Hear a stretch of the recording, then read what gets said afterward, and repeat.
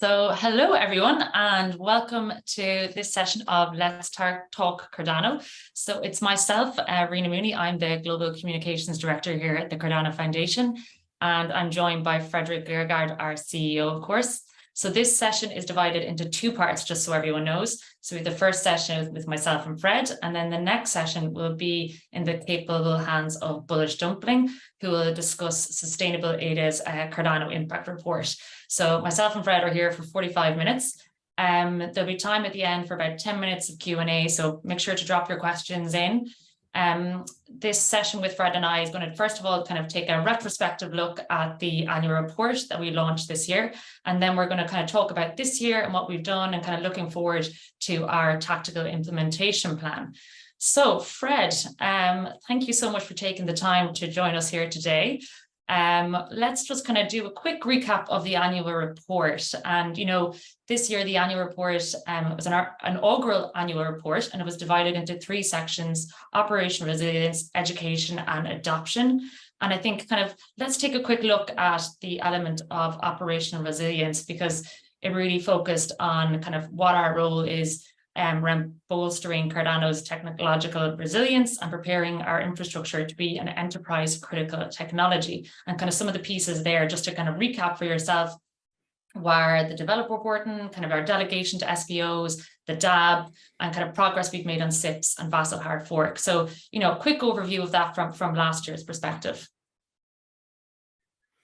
Yeah, I think what's really important to pay attention to is that the Cardano protocol is growing and growing, and it's getting more and more mature. And the more people who makes a bet on Cardano and makes a bet and say, you know, we want to change the social systems of the world, we want to change the financial systems of the world, the more liability there is towards the technology and the infrastructure which they live on. So the big difference between sort of classical open source software systems where you download and compile and run it yourself, between a blockchain where everything is decentrally run, but it's all run on the same stack, is that you sort of increase this liability. And what we worked on and worked through last year was really ensuring that we had what was needed to contribute to ensure a robust and reliable and durable Cardano blockchain. And for that we needed to update a few things in terms of the SIPs processes. We needed to update a few things in terms of our teams. So we really set forward and said we need to have a team of site reliability engineers, also as a contribution to Voltaire, that we have as many entities as possible who looks at the network security, but also that we are getting ready to get into a situation that we can get much more feedback and receive much more pull requests in terms of how the network will be updated going forward and be much more reliable, predictable, and resilient for future implementations. So I think this was sort of a quite large epiphany, and also ensuring that it was not just us building it, but also that goes on to the stake pool operators. And it was one of the large reasons why we did that large, a side track at the Cardano Summit last year, where we said, you know, we need to bring the stake pool operators into one room, really give them something valuable back, but also try and understand how we motivate them to get to a situation that they take way more responsibilities on the Cardano blockchain than maybe what was possible before. And as these toolings comes about, it's going to be really, really exciting to see how resilient you can really make a distributed technology. Yeah, and then kind of the next element was obviously then looking at blockchain education, regulatory clarity.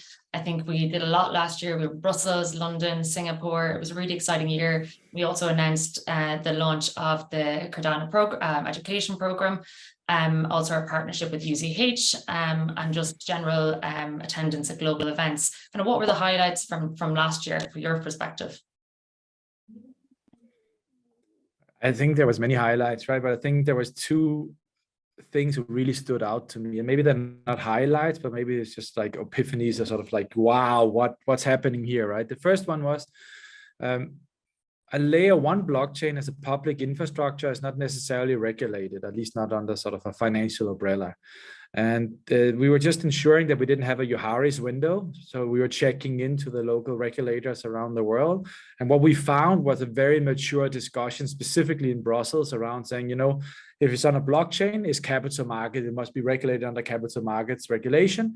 And therefore and most of the players there were specific lobbying from some of the larger regulated players. They were saying, we are anyway regulated, so why not just regulate everything as securities or everything as security tokens, right? And then we came in and sort of in the last sort of mile and said, well, hold on a second. You will be missing 99% of the innovation on a blockchain if you think blockchain is only financial markets. Now, there is a lot of financial markets happening on blockchain right now, but as these things sort of mature, what we see is that, like with Veritree or United Nations Humanitarian Crisis Organization and supply chains and the ability for counterfeit materials like fabrics and stuff like that, you really see that this is not an industry play.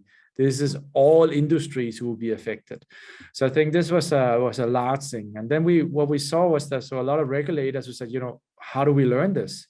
How do we understand what the differences is by, from Bitcoin to a third generation blockchain who has the ability to have multiple representation of assets, not just financial assets, but also intellectual property right and data and so on. Multiple representations of identities, and not just one identity scheme, but identity schemes who can help, the 2-3 billion people who don't have identity, but also things like legal entity identifiers and so on. And how can we actually sort of use the power of metadata and other things in a different way? So what we really saw was that there was actually a lack of high quality, free available education on third generation blockchains. And what we then did was we said, okay, should we do something just for Cardano? And we do certification on Cardano, and it's sort of like a centralized play, like a university or like an education platform, or should we do something for the world? And we decided we wanted to do something for the world, which meant that we actually had to build it ourselves, specifically the scripts, to ensure that we could release that under an open source license and ensure that if you are another blockchain and you want to upgrade your stakeholders or your community, or if you are from a university and you need new slides, new up-to-date material, or if you are working for a global multinational corporation and you want to have it in there, you had all of those options. And we would not be so tied on, whether it says, produced by Cardano Foundation or not, because the purpose is really to get general adoption on blockchains. And we do believe that the technology around Cardano and the community around Cardano is so strong that with a general adoption on blockchain, we will also benefit dramatically more of it than if we were trying to do a singularity play with no interoperability. And actually, this kind of leads nicely onto our next section, which is, focusing on general adoption of blockchain. I know we kicked off a few partnerships last year. We continued others. We also looked at some open source tools. Last year, the open source team developed Kupo 2. We had the ecosystem survey. We continued our work with Veritree and Georgia government, Cardano ballot, forensic tools integration. So a lot going on last year regarding adoption. And I suppose I won't ask you what your highlights were, but, give us some overviews or some of your takeaways from last year. Yeah, but I think the community today is already innovating really strongly in anything which is born digitally and dies digitally. So even though I'm still very much coming from financial markets and financial market infrastructure due to my past, I would like to say that's definitely not my highlights. My highlights is really where something is touching something physical, something tangible, like the agricultural project we're running in Georgia, where we suddenly is finding ourselves in a situation that blockchain alone cannot stand. And it's not about two databases, it's actually about sensors, or it's about, connecting a real process, a production process, for instance, or with Veritree, where we suddenly saw that they were putting acidity sensors in the ground, wind sensors to measure, the trees, and capturing all of that, and then basically deploying that in interchangeable metadata on the blockchain. So you really, you're pressing the power of what Cardano can do, which basically is this idea that you have non-fungible tokens, where part of it is really non-fungible. It cannot really change. It's very dedicated. And a part of it can change, right? Which means that when you have sensors which is updating the token, this can actually be captured as a part of an Oracle process and so on. And I think this is extremely powerful. And I think that we're going to see a lot more of that coming this year. And I know that you wanted to speak about that also in the next sort of session, but I think that's sort of some of the highlights is really when you really see that blockchain is bridging with other technologies to be really tangible and really touch society, not just digitally in sort of Web3, but really out there. And I think, we looked at the past, but I think now let's kind of bring it into this year. And so this year, we've obviously had our tactical implementation plan, and kind of the key points across this. You maybe tell us a little bit about the tactical implementation plan for the foundation, and then we can maybe deep dive into some of the key elements of it. Yeah, so sometimes less is more.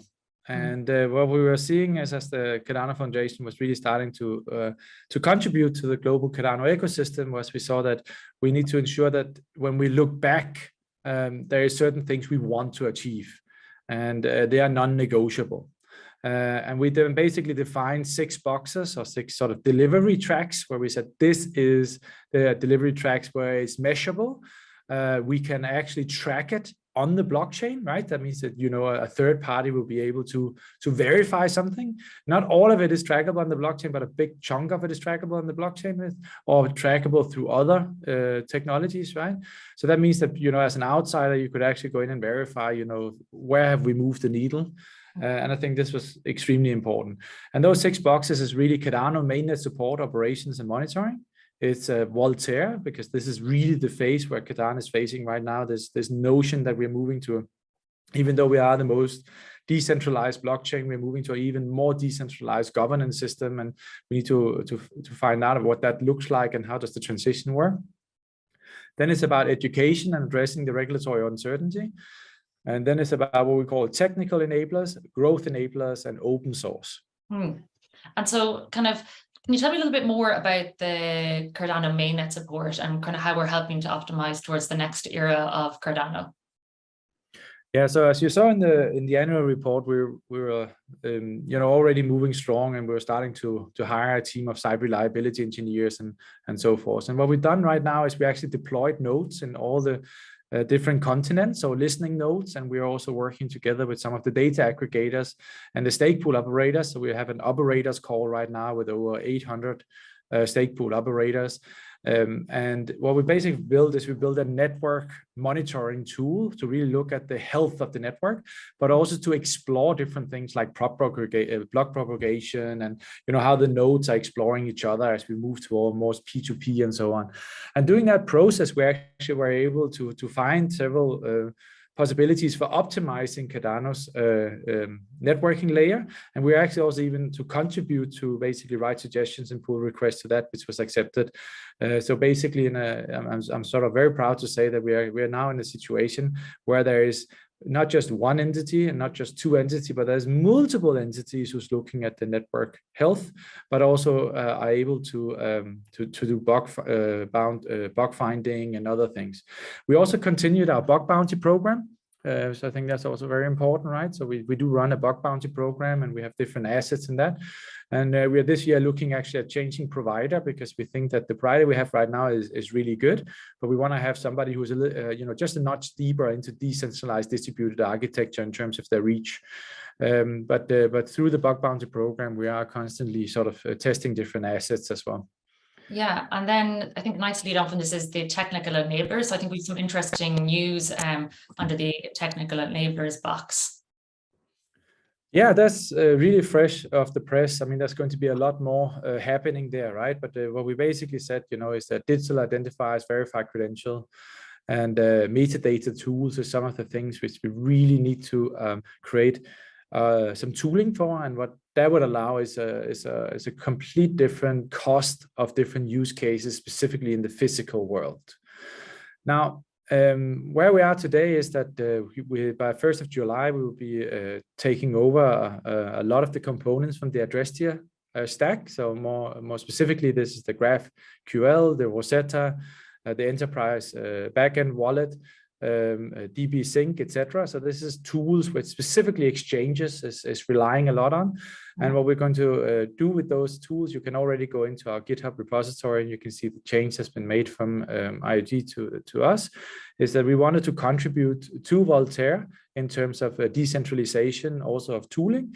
But we also anyway are the sort of the anchor point to many exchanges and larger dApps in terms of first level support and so on. And we feel we can take these products and move them towards a more open source environment. So not open source just in terms of the repos, that they are open and available, but really also in the social systems that we will encourage developers from exchanges and from banks and application developers who's using that part of the stack to basically contribute not just to the backlog of it, but also they can write code, and we will reach out to them and build sort of technical steer codes and around that. So it's really around on one hand a contribution to Voltaire, and on the other hand also really pushing forward towards let's say a more fluent open source strategy, where we can really start testing some of those hypotheses we have around how blockchain and open source can merge and make a happy marriage. Yeah, and I think this open source has been our open source team has been quite busy this year. I know we had obviously the launch of or the delivery of Aiken, the new programming language and toolkit for developing smart contracts. Can you tell me a little bit more about that from this year?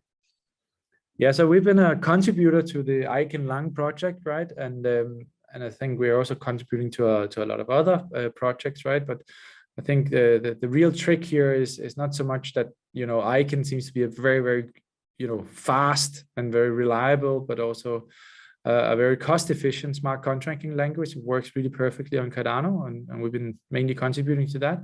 But the whole idea is that by us sort of exploring this and exploring what it really means, not just to build open source, but also to run open source and deploy open source and interact with that.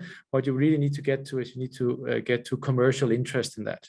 So it's about how do you merge the commercial interest and the feature request and their business models with the requirements of and the problem solving from the engineers, and how you start doing more than just engineering. So that also means marketing and licensing and even legal work and other things that really is needed to safeguard and keep pushing open source projects.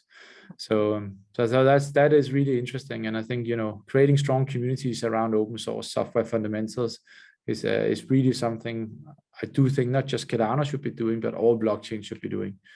Yeah. I think, and as well, education is so important as a component part of this, and I suppose this is why obviously this year we've launched the Cardano Alpha program. There's a kind of layers to it, and the education program has been quite successful to date.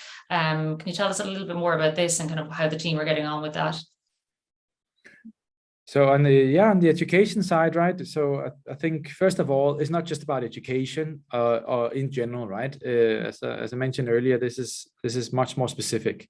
So what we wanted to do is we wanted to do two things. First of all, we wanted to ensure that regulators, policymakers, and others who is a part of the global discussion about regulation of blockchain, distributed ledger technology, and capital markets, and so on, that they actually have a repository and a place where they can go and understand what are we actually going to regulate, and what does that mean in terms of job creation and attractiveness as a market, and what kind of industries are we actually touching? So it's the right regulators who's touching it, and not just one side of the regulation.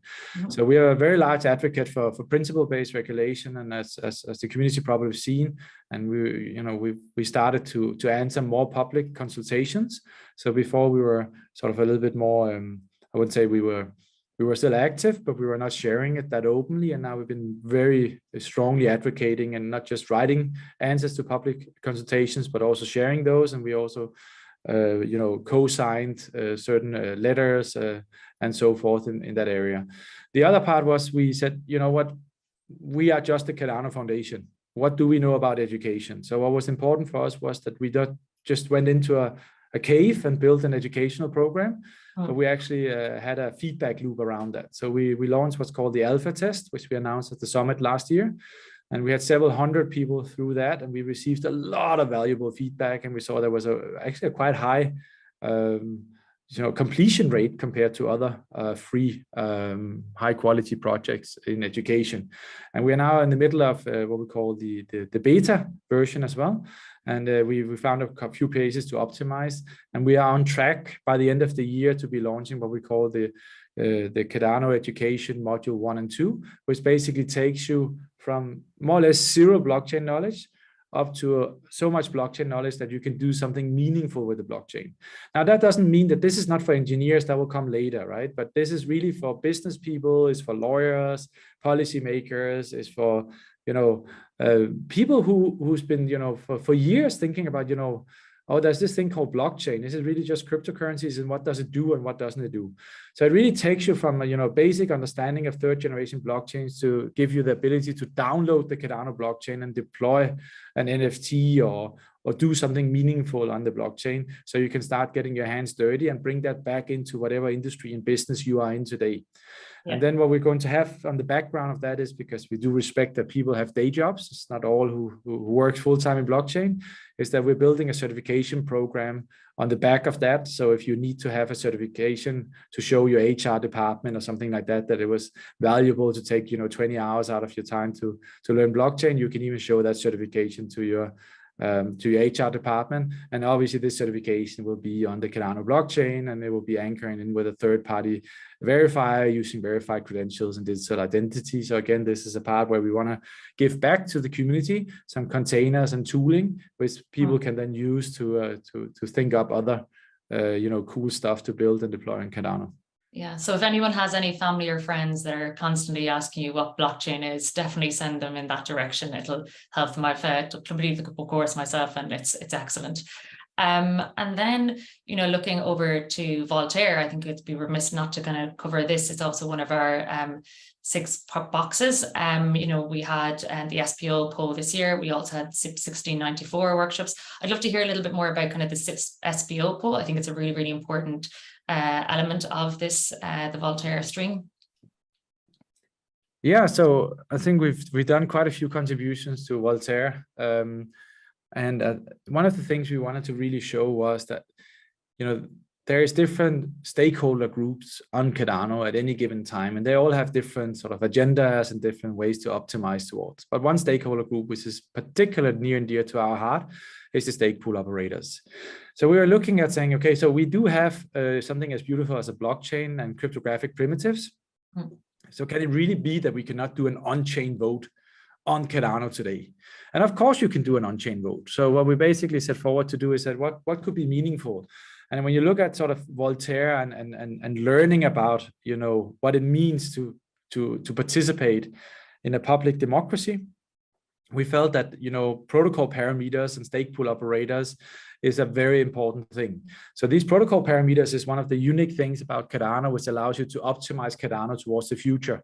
So that Cardano always would be relevant in terms of incentives, in terms of optimization, and so on in the future. But who takes what decision and why? So what we did is, from the Cardano Foundation, we basically made a roadmap which said, how do we use the existing tooling as much as possible to do an on-chain vote? And what we actually had to do is we looked into when you run a stake pool, not always, but nearly always, you use something called the command line interface. So this might be for many people a bit too much coding, right? But what it basically does is it allows you to interact with the node and allows you to write different commands. And what's beautiful about a stake pool is that they're all registered through a certificate. That's one of the very special things on Cardano, that the stake pool operators have a specific certificate, which not only says that, I want to be operating a stake pool, but it also talks about their setup and so on, and that gives them a unique ID. Think about it as a digital ID. So that means we had a digital ID. So we had a way of verifying people. We had something which allowed them to cast a vote. So thinking about a user experience. Now the user experience through a command line interface is of course a little bit challenging, but for stake pool operators, we thought with a couple of education sessions, we could get quite far. Now the problem is that the command line interface was not made for that. So what we had to do is we actually had to write some code in Haskell and upload that and get IOG's team, who maintains the CLI, to basically run that through the Q&A and accept that into the main code base. So we went and did that, and then we had several sessions with stake pool operators around, what are we trying to do, but also teaching them about this and also enlightening them that, the question in this case, it was the min pool fee and K we wanted to have a vote about. Why does that matter? But also how difficult it actually is to formulate the right question. Because how you formulate the question is actually an art in democracy. And you have to be really careful about when you start thinking about that. And that was a fantastic exercise for the Cardano Foundation. We used months in trying to formulate those kind of questions. And it really sparked a huge debate on Twitter and in many forums about why we formulated like that. And, was this the right parameters and so on. But for us, what was important was this ability to cast an on-chain vote. So then the voting opened up, and what we saw was that over 700 stake pools actually participated in that. We could track that exactly due to the digital identity, right? And what we saw is that represented more than 40% of all staked data, which I actually think is better than many democracies, because if you think in a democracy today, it's actually quite rare that you have like a huge participation, over 50% of the population and so on. So over 40% of all staked data, I thought was a really good thing. Now then, what we did is we asked the community, dear community, can you help us? Can you show to everybody what stake pools said what? And that meant that if you were staking to a stake pool and they were sort of saying, we want to have K to 1,000 and we want to have the min pool there, you could then disagree with them by basically unstaking your ADA and stake it with somebody else. So that gave you actually an opportunity to basically have a 2-week period where you could move your ADA to be more aligned with the sort of let's call the stake pool operator, a little bit like a politician. And this is sort of the precursor for what we think about as delegated representatives.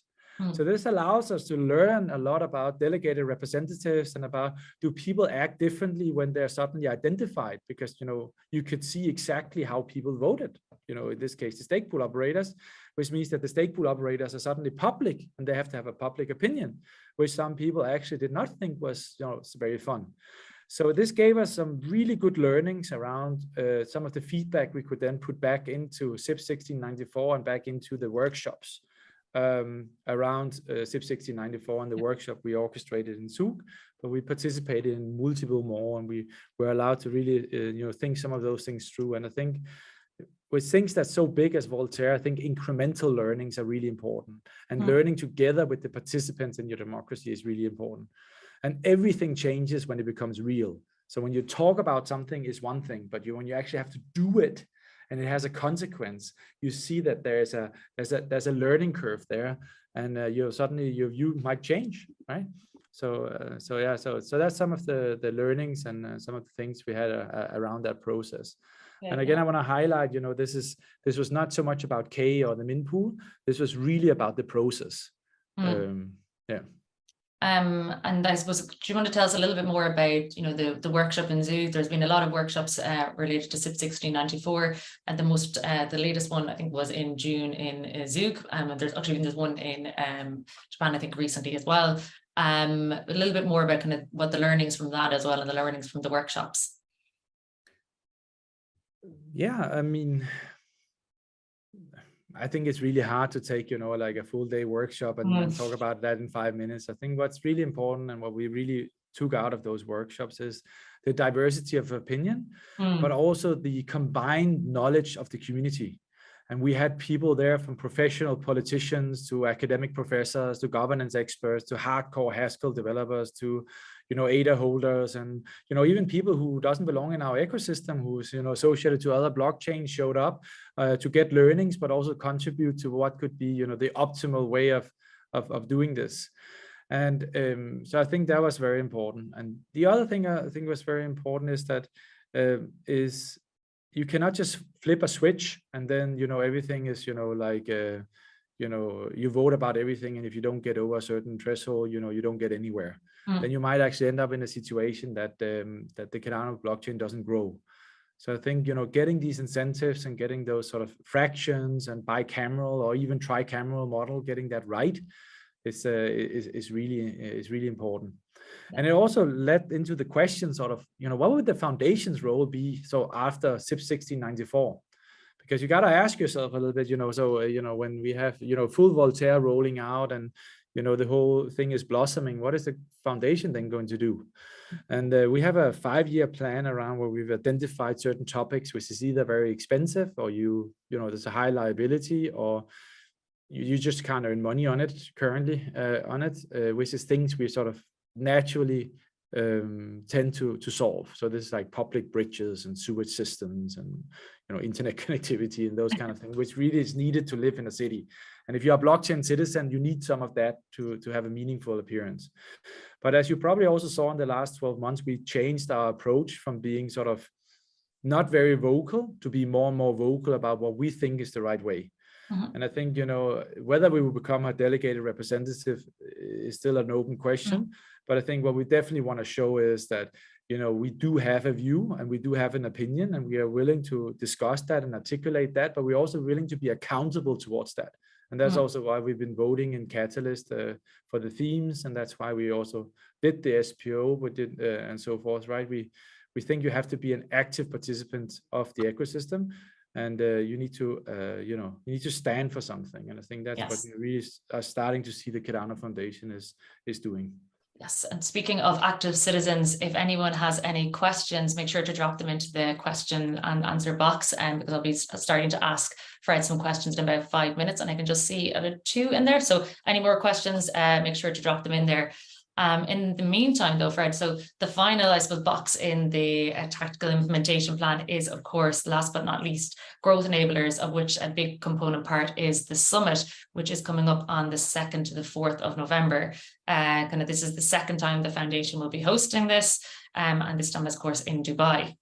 It'll be an exciting event. Yeah. I'm really, really excited about the Cardano Summit, and I'm really sad that we haven't sort of been announcing more about what's going to go on there, right? But I think what's really happening right now is that as we are still in the bear market, we see that one of the places where a lot of things is happening is Dubai. So Dubai has changed the regulatory framework. Dubai has attracted a lot of fintech companies and blockchain companies, and they actually have a blockchain strategy, which is about how do they, run more or less whole Dubai on a blockchain or blockchains, huh? And this notion about smart cities and the ability to sort of live in a blockchain-based economy is something which I think a lot of the Cardano ecosystem can benefit from, because it means that a lot of the things I'm seeing people are building and exploring with, we will give them the opportunity to go to Dubai and meet local representatives from government, local representatives from politicians, local representatives from liquidity providers and large projects, where we really have a situation where Cardano builders and companies can basically meet the people who have a direct need and is doing RFPs and doing investments directly in that area. So I think outside all the other things we had last year in Lausanne, what you were going to have this time is much more matchmaking between the need for blockchain and the people who can satisfy that need for blockchain.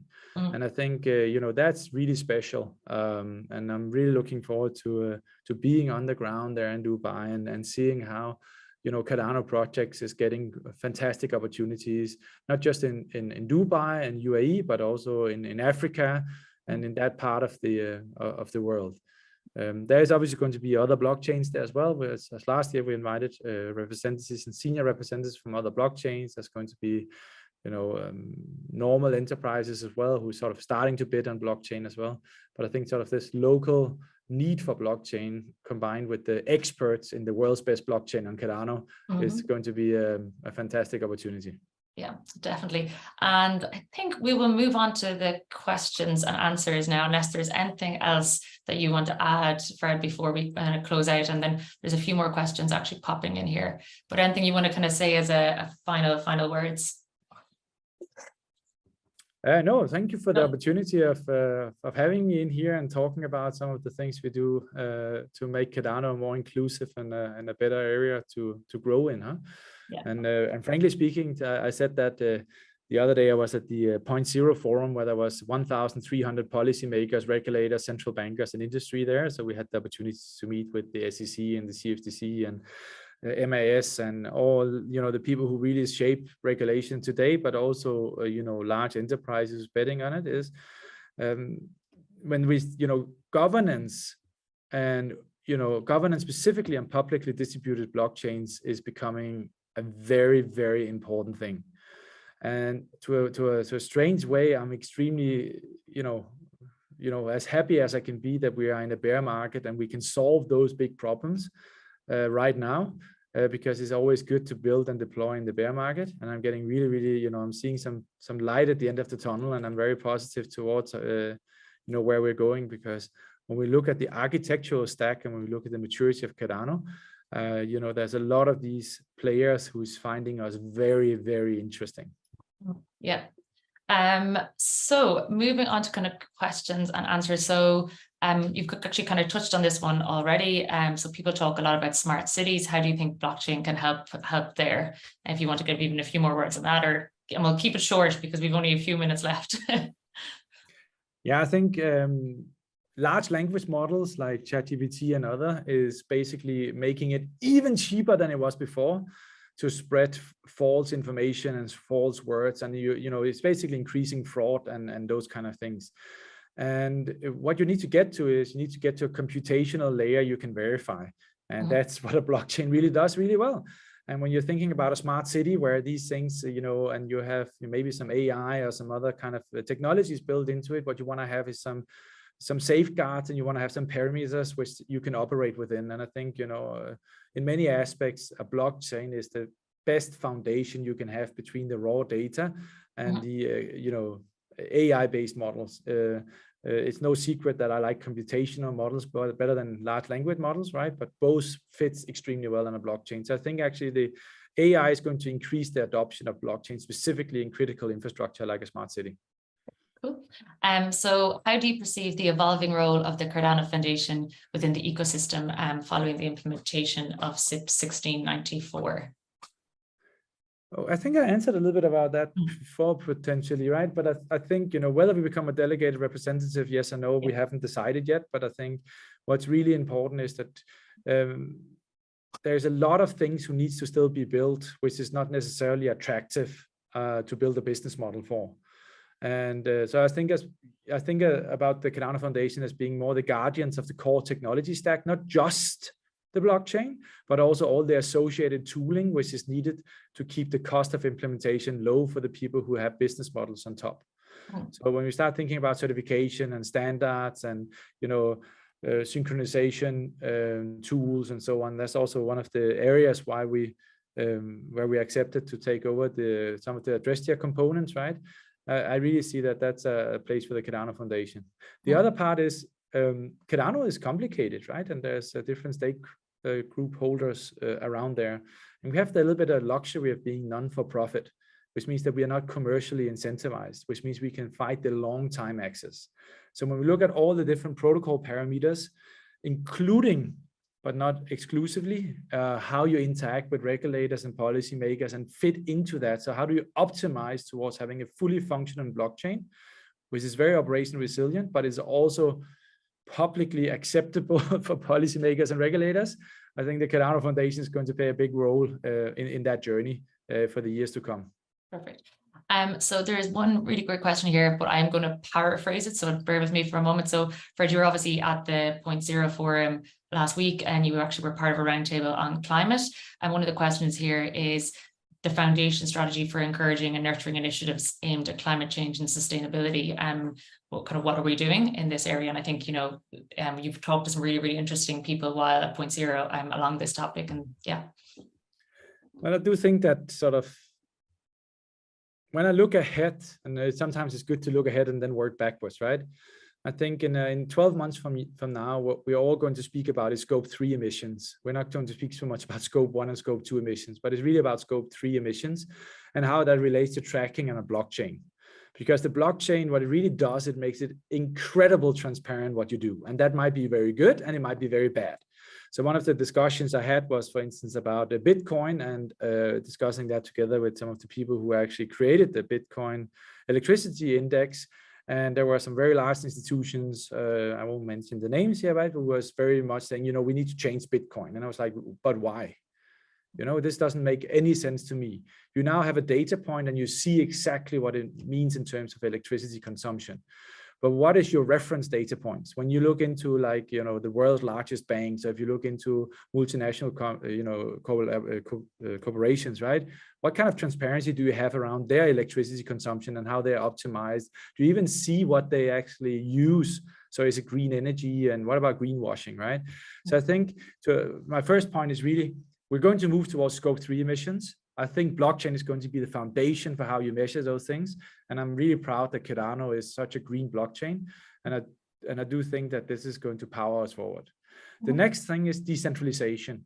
And I think specifically when you look into the COP has had three difficult years, right?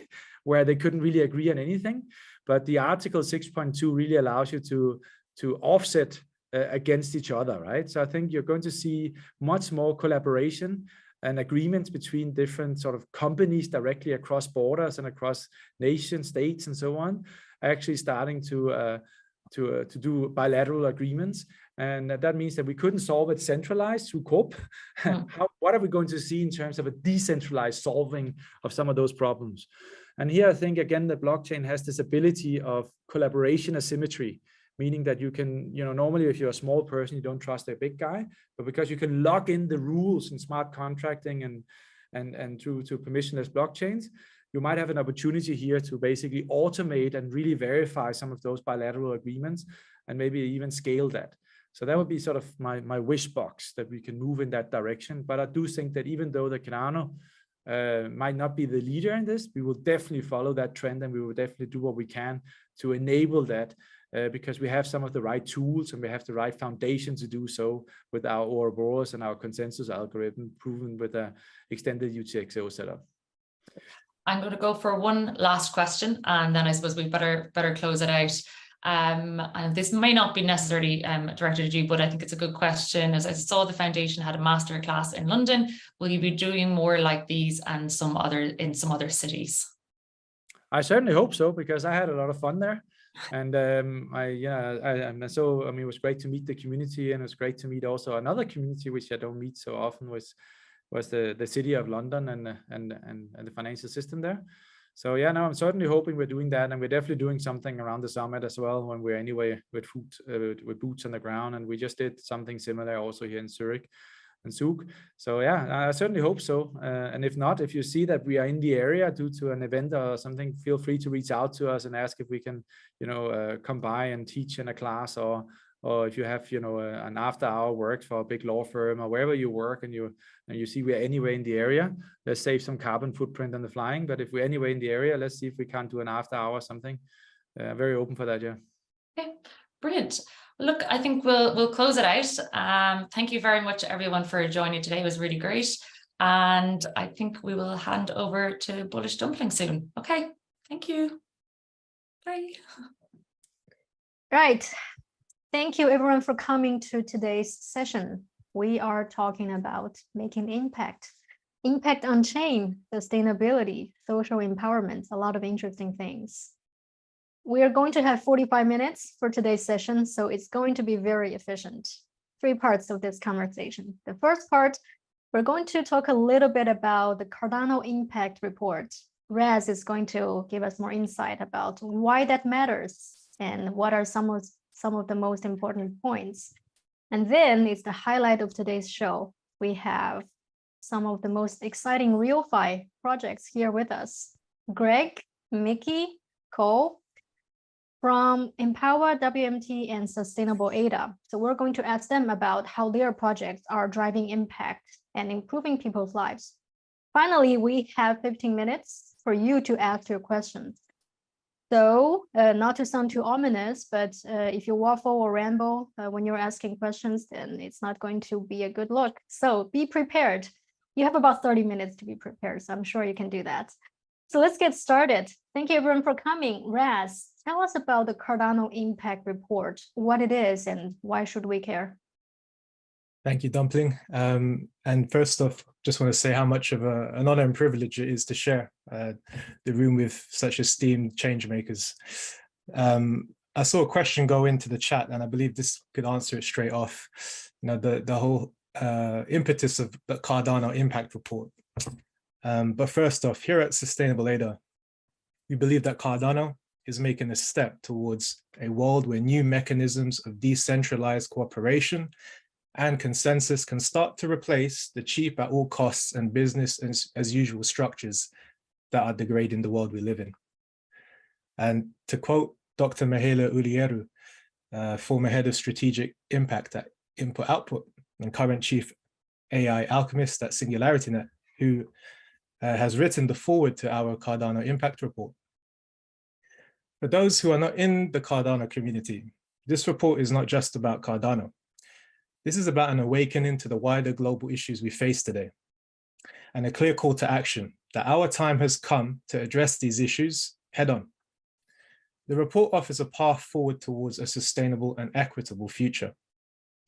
By engaging with the innovative projects and initiatives presented here, you can also contribute to positive change and find solutions to the complex issues that burden our world. And at a minimum, get inspiration to create your own projects wherever you are in the world, and you can count on our community to guide you. Now, the Cardano Impact Report is the first of its kind. It's a comprehensive publication that aims to capture and showcase the positive impact generated by the Cardano community. It's a window into this universe of positive social change, a map, a compass, and a guide for people who are looking for inspiration and are looking for alternatives to the systems that are failing the masses. We've designed it as a book NFT to leverage the unique features of blockchain technology, ensuring authenticity, transparency, and immutability of the content.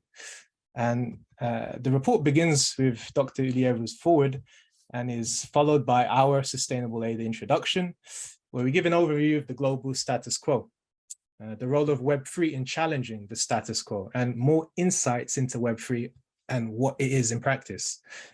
The report then goes on to be broken down into 8 different chapters, which Cole, my friend and co-founder at Sustainable Aid, will tell you more about. As Raz said, the book's broken down into 8 different chapters, and the first chapter looks at values, blockchain, and positive impact, introducing concepts of impact, values, sustainability, and the importance of blockchain technology, and how it connects to sustainability and impact. Chapter 2 dives into Cardano and sustainability. Here we explore how Cardano aligns with the Sustainable Development Goals and delve into impact investing, measurement verification, and reporting, and look at ESG in the crypto space. Chapter 3 focuses on environmental impact. Here we examine Cardano's environmental impact use cases and its effort to drive positive change. Chapter 4 looks at social impact. Here we discuss social impact and showcase the various projects in the ecosystem helping lead the social impact journey. In Chapter 5, we look at Cardano and how it's trailblazing new models of governance. Here we explore Cardano's innovative governance models, including decentralized autonomous organizations, DAOs, and the Project Catalyst community. Chapter 6 looks at impactful stake pools and alliances.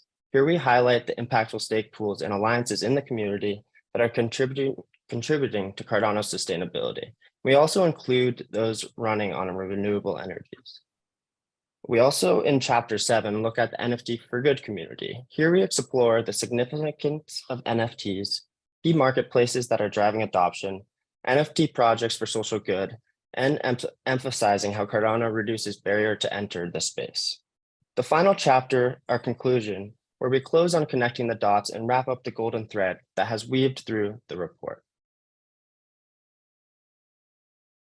Thank you, Raz. Thank you, Cole. Yeah, thank you for giving the brief introduction. So I have a rather spicy question. Some of the critics of sustainability or ESG topics, they might say it's a feel-good metric. Sometimes it could feel quite hollow. So if someone is interested in reading about this impact report, is there going to be specific numbers, specific measurements, and even success stories that people can read on? I love spicy food dumplings, so thank you for that question. And 100%, you know, this is why we created the Cardano Impact Report, actually. And Fred touched upon it with talk of greenwashing. And at the end of the day, you know, it's safe to say that today we live in both what we could consider the best and the worst of times. There were forest fires recently in Canada, you know. there's cars actually burning down the road from my home in Paris, given recent events. The planet is heating up to unprecedented levels and the world is on fire. Scientists have warned of global warming. Earth is getting so hot that temperatures in about a decade will probably blow past the level of warming that world leaders so far have been unable to solve. And according to the United Nations, it's a code red for humanity. However, yeah, it's not all doom and gloom, and there are solutions that exist today. Rina mentioned about, if you have friends and family, tell them about the education course at CF. And this is something that really resonates with me, because I was teaching at the university here in Paris on smart cities and sustainability. And given my interest in tech for good, I realized there was a gap in resources to actually learn about what's happening today, how it's improving lives on the ground, and how this isn't just a utopic vision, this is happening. So going back to fast forwarding to the present moment, we have put together all of the research that's not just within the Cardano ecosystem in the global stage, up-to-date statistics. We've covered industries to critically evaluate essentially what are the shortcomings. Why are we in a situation where we have trillions of dollars in the world that are not at the moment being deployed to where it's most needed? And so the Cardano Impact Report plays a crucial role in highlighting and celebrating the social and environmental solutions and outcomes achieved by the Cardano community. It serves as a testament to the transformative power of blockchain technology, its potential to drive positive change in various sectors, including not just finance, but governance, social impact, and sustainability. And you mentioned about this feel-good factor.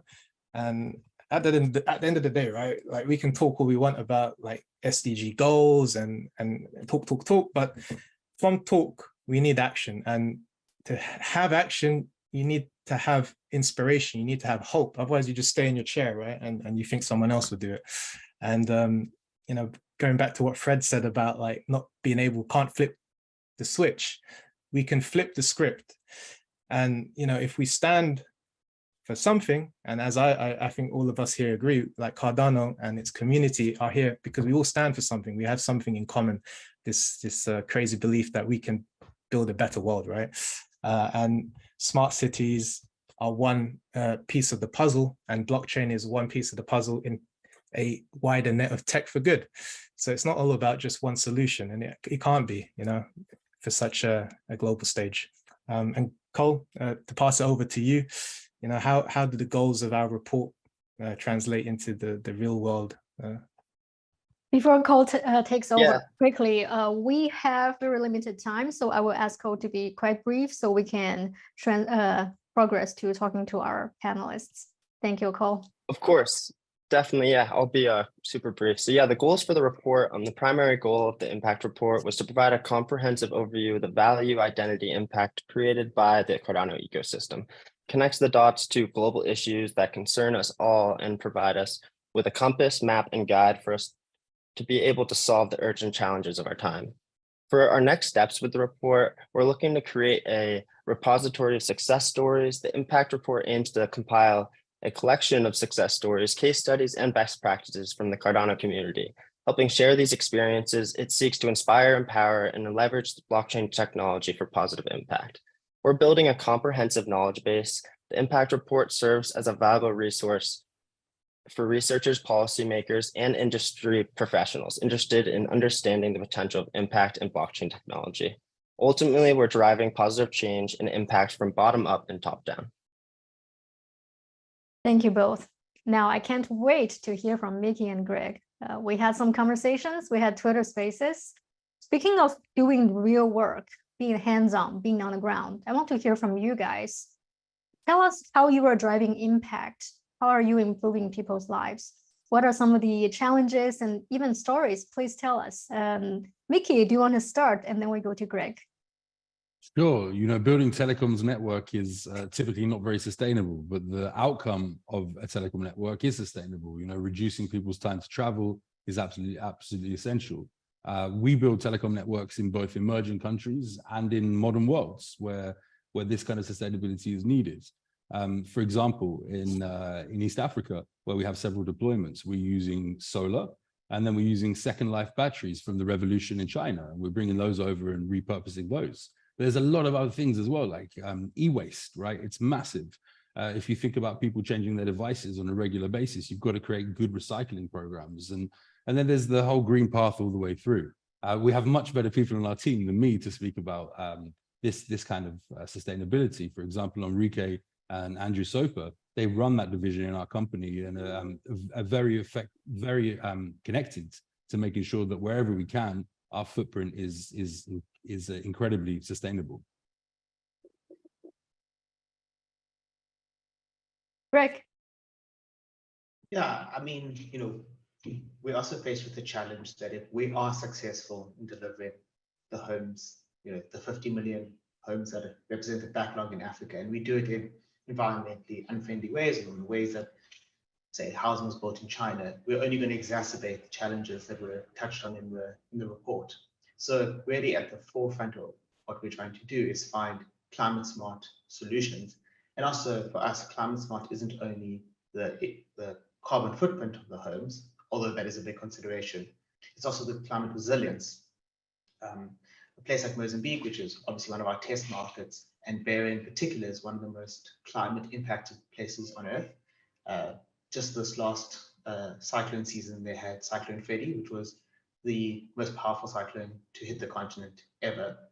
And so when one thinks about climate smart, we also need to think climate resilient. How do we build homes that when a cyclone does blow through, because it is going to, the reality of climate change has been such that our homes are going to have to withstand these kinds of natural disasters. How do we make sure that the homes can withstand that? Because it goes without saying, not only is there a huge impact on somebody's life, if not only their home, not only if they've had to live through a cyclone, but their home is destroyed, there's also a double carbon footprint because they need to rebuild the house. That means more capital, more building materials, etc. And unfortunately, that's what often happens in these markets where people build homes that are self-built without the right building materials. They save up, they're actually able to build themselves a home, the cyclone comes through and that is destroyed. So we look at climate resilience as part of our kind of climate smart approach. And we also look at our building materials. I mean, some of the stuff that we've done is pilot Africa's first affordable hempcrete house, which is actually CO2 negative. And that was done in collaboration with the Dutch government. And it's a pilot. We obviously have now tenants living in those. We're seeing how they withstand things like the weather climate that we've mentioned. So as a base level, all our homes need to be built, A, as climate resilient, then of course with climate smart material. And we are also trying to pilot new building methods that hopefully, if successful, can actually take carbon out of the environment rather than contribute to the crisis that we're currently experiencing. So we're talking about impact, and from my personal view, impact is not limited to sustainability and environmentally friendly. So I might sound like a villain. I want to hear how Mickey and Greg think of this idea. Priority. You touched on carbon footprint, Greg, when it comes to building the houses. Does it matter, or rather, what is the priority? Your houses being recyclable, carbon footprint friendly versus providing a cheap home in an efficient way for people, for example, their houses being destroyed in a natural disaster. Similarly, Mickey, if the material was not top-notch, environmentally friendly, but you're able to provide connectivity, for example, for a few villages, what are your views? Like, how are you prioritizing? You want something that's sustainable, not just in the sense that it's sustainable to the environment, but also sustainable that you don't have to do a truck roll. You don't have to send more trucks out there because you built something that was degrading or wasn't up to the standard. And I'm sure Greg will say the same thing. There's one thing about building a house or a telecom tower and trying to fit into the sustainable bracket as much as you can. There's another thing, making sure that this infrastructure stays up there for the next 5, 10, 15 years without you having to replace it every 12 months or every 18 months. Yeah, look, I mean, from our perspective, the climate resilience is first and foremost. We can't, with a clear and ethical conscience, sell a home to somebody who we know is going to be unsafe or is not going to withstand the realities of where that home is built. So if that means that the home needs to come at a premium in order to achieve that. We think that that not only makes good ethical sense, it makes good business sense. No one's going to want to continue to buy homes from out of on-the-ground developers if the word gets out that in the last cyclone, 3 of them fell down. So that's not how you get a good reputation in market. So climate resilience is critical to us. Then of course we need affordable homes. You know, it's a key step to financial inclusion. A home has the ability to impact many of the SDG goals. You know, things like educational outcomes, health outcomes. You know, being able to live in a home with reliable electricity, running water, pollution facilities. You know, really has a number of different impacts. And I think then, and I mean, it's always hard to prioritize these things. Then we can obviously look at the climate, the kind of the nature of the material and the climate impact that we're making when building it. The advantage, I suppose, of a home is that if built correctly, it should withstand decades, right? And it should, you know, be within that family's kind of pass on from generation to generation. So we can, to some extent, afford to maybe build things that are going to be long-standing, as long as they're climate resilient, as long as they're affordable, even if, yeah, maybe they're using some more of the traditional building techniques, say like concrete, which we all know is not very environmentally friendly, but is an affordable way to build a home. Yeah, I think one thing that should be discussed is inclusion, digital inclusion. That's the most sustainable thing that a human actually can have. Without digital inclusion, how do you sustain economies? How do you sustain human interaction, relationships? We talk about the world being online, but actually it's not. You know, we talk about this global village that is the internet. It's not a global village, it's half a village. So you have to find a balance, right, of what is sustainable, of what's of great importance. And then if you take it a step further, the materials that we use, you know, you need to make sure they're safe. You need to make sure they're healthy. And if we start to poison the people around us because we're using sustainable materials, that's not good either.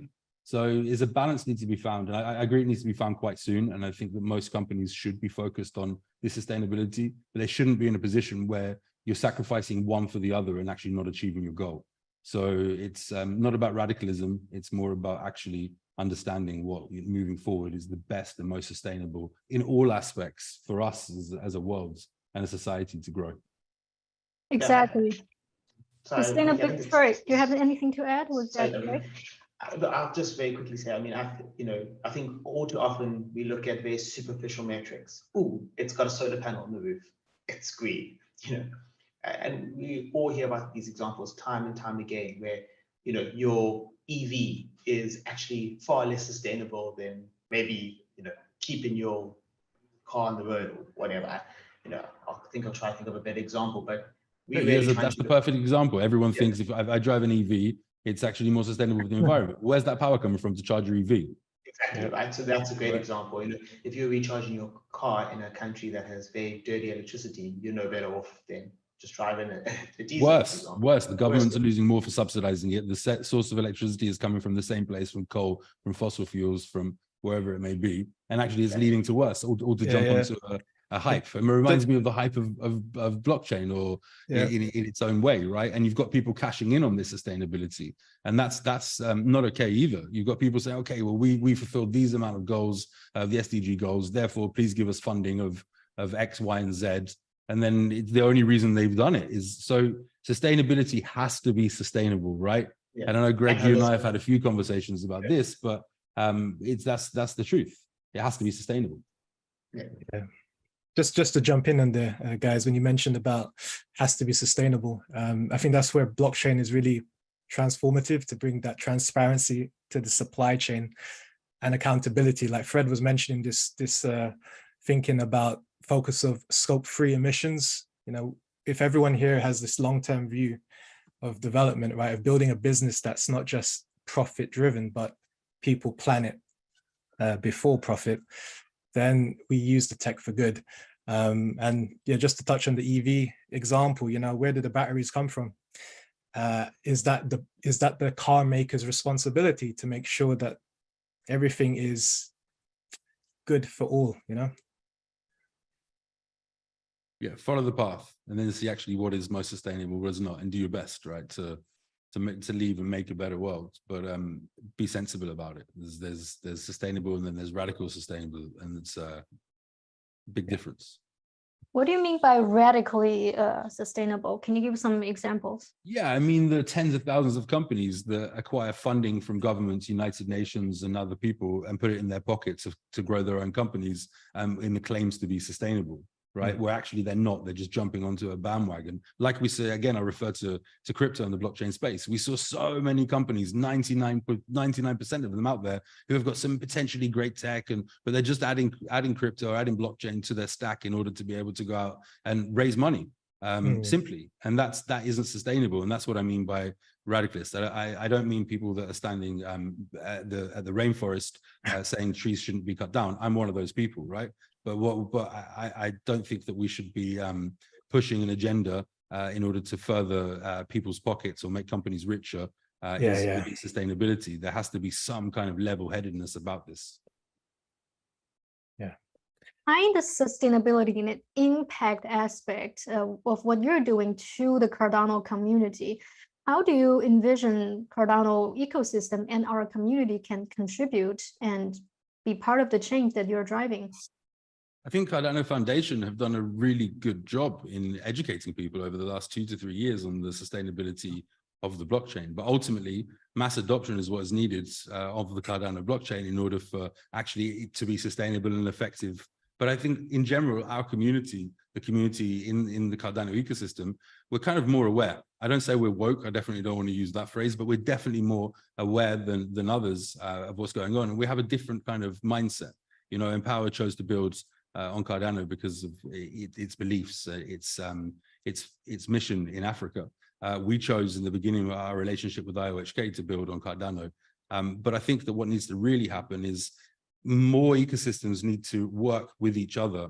And that's the vision of Charles, I guess, is the multi-chain, right? Is to be able to interoperability so that everyone can leverage. And as more usage of these blockchains become viable, because right now it's so small, but as they become more viable, then it becomes super important. But what is the start of everything? It's education, it's people, right? It's us, it's our mindset, it's delivering something that we wish. And the law of attraction, I guess, is probably one of the things that most people could point to here.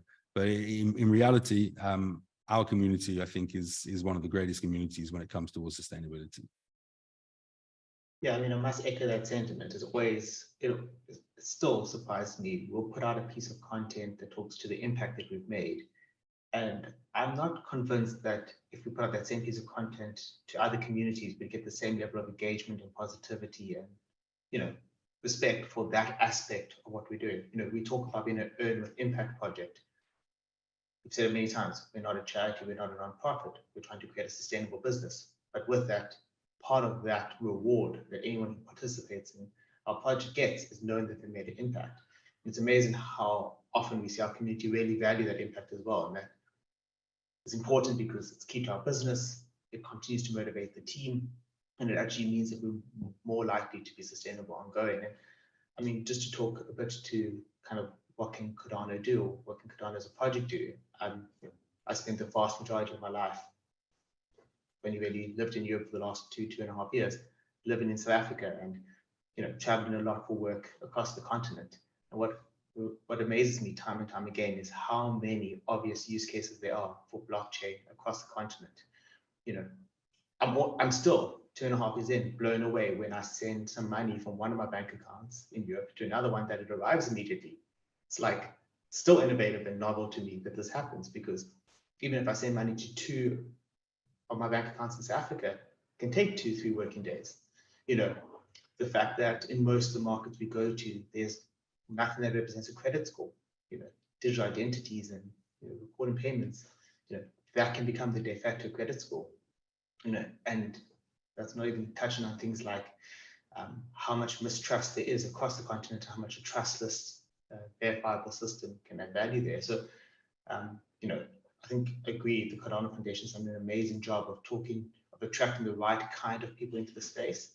I'm really excited for the ecosystem. Stakeholder engagement, Greg, right? I got Alex here on the phone, you know, he's on the line as well. Yeah, that's what Cardano Foundation has done really well, right? Is the stakeholder engagement. They educating, talking about the issues, driving towards a more sustainable future. It's got to start somewhere. And I think that Cardano Foundation needs some big kudos, particularly for this.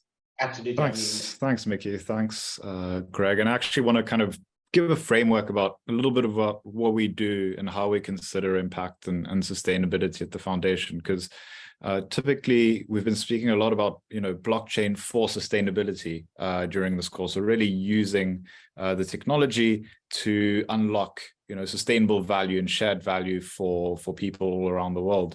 But we kind of take a step before that at the foundation. We look at sustainability from these three strategic pillars that we focused on. So yes, education, adoption, and then the operational resilience of sorts. And I think one point that we touched on very much earlier is on the other side. So the sustainability of the blockchain, right? The ability for a blockchain to meet the current needs and future needs without compromising on either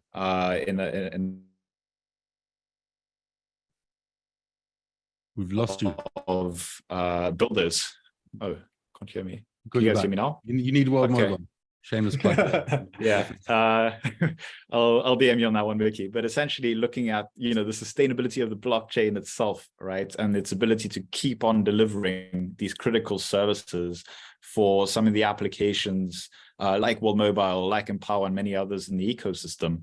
And one way that we look at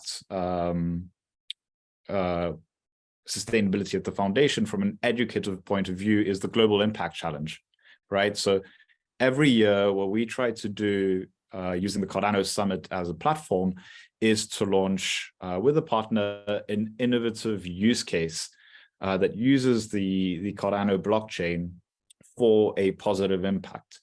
And typically that will rely on the Cardano community to make it a success. Now, in the first instance, we had the Global Impact Challenge in 2021 with Veritri, and there was really about proving a concept that you could use native assets to create a conscious consumer experience where somebody that would give to plant a tree would be able to see a planting certificate of the tree and have this entire value flow from giver to planter and then back again.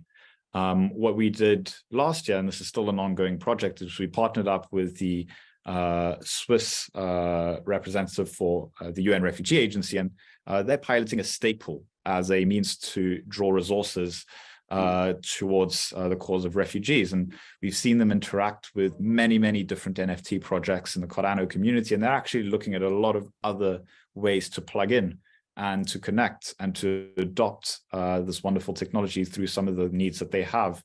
And of course, we'll be looking at how can we find a different partner, a different use case, and a different way to engage the Cardano community at the Cardano Summit in 2023. And it's a big part of my job to go and find that, and really looking forward to that.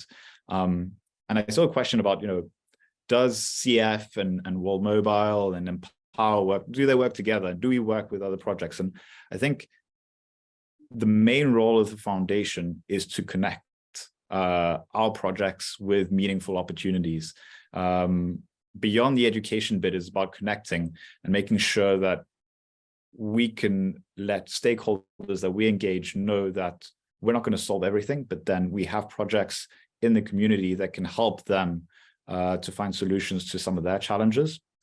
And again, this is some of what we've seen already with the UNHCR project, where NFT collections and artists have come to the UNHCR, proposed this particular drop because it's relevant to that specific stakeholder in a certain way. So really,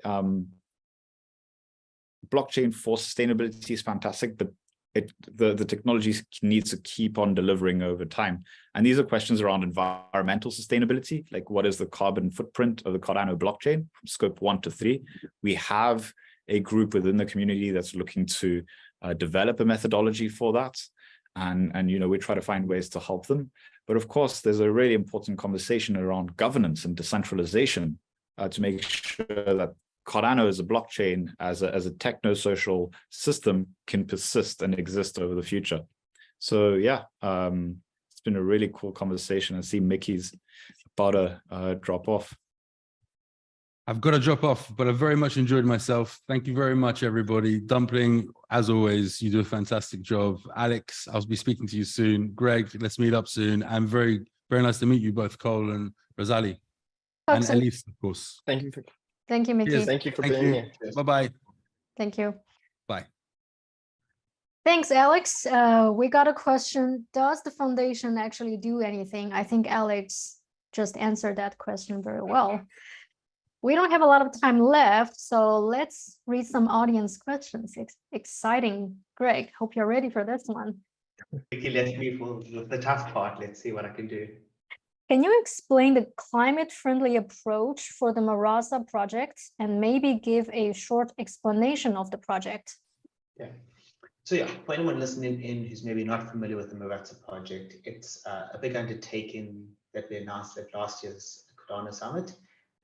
It's a partnership between the local government within Beira, Mozambique, supported by the Dutch government to ultimately develop a piece of land that has will have ultimately 25,000 homes in it. Now, just to manage expectations, this is RealFi, so it's going to be a long-term project. But obviously we're busy working on phase one, and already the land's been prepared and the servitudes have been installed, which is important. One of the key things we're obviously having to tackle with the Marasa development, when you think of 25,000 homes, that's a small town, right? In the Netherlands, wouldn't actually be such a small town, it would be quite meaningful. So we really need to think about how that's laid out, but most importantly, what is the materials that we use to deliver on that project? And of course, as we touched on at the start of the conversation, how do we make it climate resilient? How do we make it affordable? And how do we build it in a sustainable way? And so that's where things like, for example, the Hempcrete project we've done is playing into that. So how realistic is it for us to be able to use that material? And there again, it's a journey, because it doesn't help. The hempcrete currently can be sourced in South Africa, but it doesn't help. When we talk about when we talk about really thinking about sustainability holistically, it doesn't help to put a bunch of hempcrete blocks on a truck and drive them from South Africa to Mozambique. That's not sustainable. It would look good, it would sound good if we built a small town out of hempcrete, but it wouldn't be sustainable. So that means trying to build things like the hempcrete on site and getting government approvals for that, etc., etc. So that's just one avenue that we're exploring. I mean, ultimately, the idea would be to do this obviously in phases, to try and include as much of the sustainable building approaches as we can upfront, understanding that we also need to deliver. So it might mean that the first house is unsustainable as house, 25,000, especially given that that might be in 10 years' time, and I would hope that there's much better building technology as we tackle this problem more deeply. So yeah, in short, part of what we're doing, part of why that project is, I suppose, taking its time to get off the ground, is testing those different metrics. And yeah, again, when you're planning out something like a project of that size, you really want to measure twice, cut once. So you want to really make sure you've got all the stakeholders in line. You want to make sure that you've got all the necessary regulation, and that you're not thinking only about, say, phase one or a couple of hundred or 1,000 homes, but how does that all piece together? And how do other services come into play? A place like an environment like that needs a park, it needs schools, it needs things like that. So I hope I've answered the question. I'm going into more detail maybe, but I know we're short on time. Thank you, Greg. I think you brought a very important point. For RealFi projects, we need to set the right expectations. It's not built in a day. It's not even built in a year. It actually takes a lot of time, and very appreciative of projects like Empower, WMT, being on the ground, still building in the bear market. And also shout out to your following and also to your communities. I believe they are giving you a lot of support. And apart from the financial support, more importantly, is really spreading the message, boosting the morale, and believing in the mission. That's how we can do this all together. Yeah. One of the final questions. Greg, you have something to add? Oh no, I just wanted to, Bruno from our team once said this, and it really resonates with me. Unfortunately, there's no test net in RealFi, so there's no write a bunch of code, pen test it, make sure it's ready, and push it live. Mickey will tell you, No, you can't do a test net for a house. I suppose that would be disastrous. Exactly, you got to put the aerostat in the air and see if it works. And that's difficult. And then once you've got one that works, you need to put 5, and then once you've got 5, you need to put 10, and you need to cover the whole continent. And the same with the homes, But anyway, I'll let you get to your final question before I use up all the time. So is anyone from our panel, like Raz, Cole, do you have anything before we end the space? Maybe you have a question for Greg. How about you, Cole? Do you have any questions for Greg, or perhaps we could share a bit more news? I don't have anything on the top of my head, honestly, but we could quickly share some news. We do have an NFT launching in partnership with NMaker in the next couple of days. And something really special about this NFT, I saw someone actually raised a question, do the sustainable development goals actually matter, or do they have a connection really to anything? And the reason why I think when starting Sustainable Data, looked at the sustainable development goals first, because 193 different countries and states across the globe look at this framework and are partnered with the UN. And something so great about this NFT drop is that there's 169 sub goals for all the 17 sustainable development goals. And for a special edition, we're actually launching 169 different NFTs to represent those sub goals of the sustainable development goals. And those sub goals break down so many different aspects of each SDG. So that's something really cool that's coming up. And then also we'll have a collection for anyone. So an opportunity for anyone to purchase a cheap book and get access to all this content and the amazing work we've done with the Cardano Impact Report. How about you, Greg? Anything to share with us? Exciting news, announcements before we end the call? I'm not going to steal the limelight from the guys. We obviously moving quickly in kind of not only on the Mavata project, but obviously looking at some other partners across the continent. So once we have something concrete, we'll obviously share that with our community and share with the broader Cardano ecosystem. We're quite focused on, and this is actually something we learned from the World Mobile guys, and Andrew in particular, best to speak when signatures I's are dotted and T's are crossed. And you actually, as a RealFi project, have something real to showcase. We're not in the pump and dump business. So speculation or talking about things is not nearly as impactful as, here we go, there's the signature and this thing's happening. And respect that. Alex, would you like to say something on behalf of the CF before we end this session?